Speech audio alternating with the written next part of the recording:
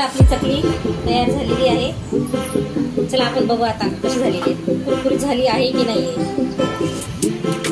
Wow समीक्षा बघ किती भारी आहे। हो मम्मी किती छान आहे। चला आता आपण हे बाकी तळून घेऊ।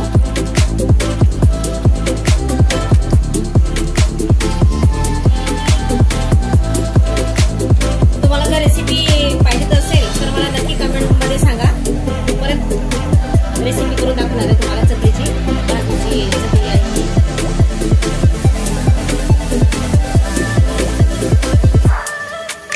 बघा अशी झाली आमची चकली।